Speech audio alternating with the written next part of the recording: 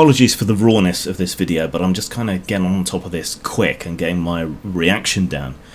Jeremy Hambly, Magic the Gathering player, Unsleeved Media on YouTube, a player who was notoriously banned from playing Magic, has been attacked at Gencon. Now I know trust but verify, but there's physical evidence, torn clothes, there's not a lot of reason someone would tear their own clothes, smashed glass, recordings of witnesses saying that's what they saw. So I've got no real reason to disbelieve this. Plus it would harm Jeremy's brand a huge amount if he was ever found out to be lying about this. So I've got no reason to disbelieve him.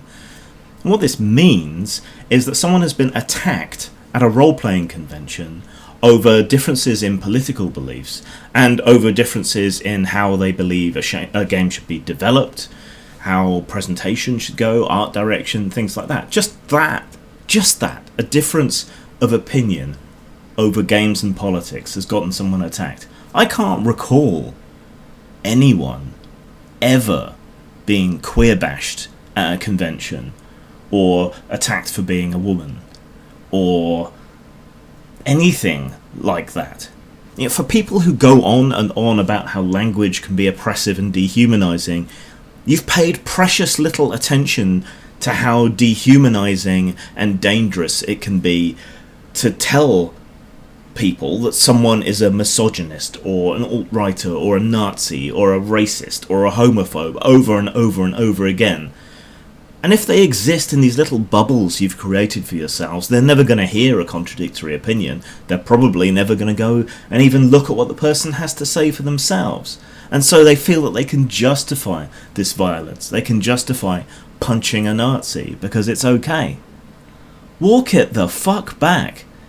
It's you who've attacked people, not this far-right bogeyman you've created out of a bunch of people. Fuck, I'm left-wing, I'm progressive, and you fucks horrify me in what you do.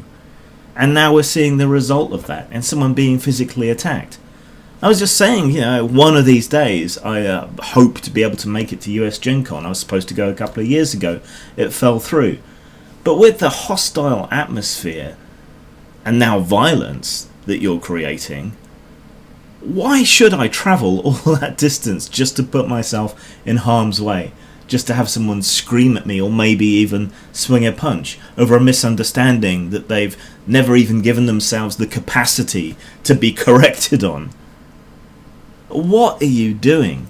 Gaming used to be genuinely open and tolerant and diverse, and violence was practically unheard of, save due to drink or drugs or a disagreement over a guy or a girl or something. Yeah, that was it. People weren't throwing punches because they thought a Magic the Gathering card had too little or too much cleavage in it.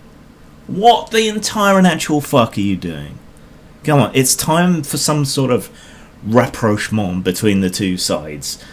If there even are two sides. I don't expect anyone to take me up on it, but let's open a line of communication and have some dialogue. There's some people out there on the other side who've talked to me in the past. I think this marks a point that has to be a turning point.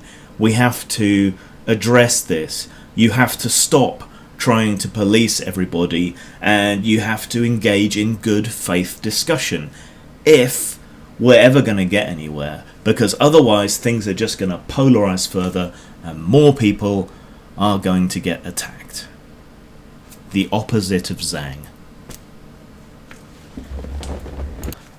Quick afterthought: if anyone who sees this video is at Gencon, no matter what their political or social alignment, and wants to play bodyguard, I think that would be a really cool thing for people to do for Jeremy. Just kind of hang out with him, make sure he's okay. Hung Zhang.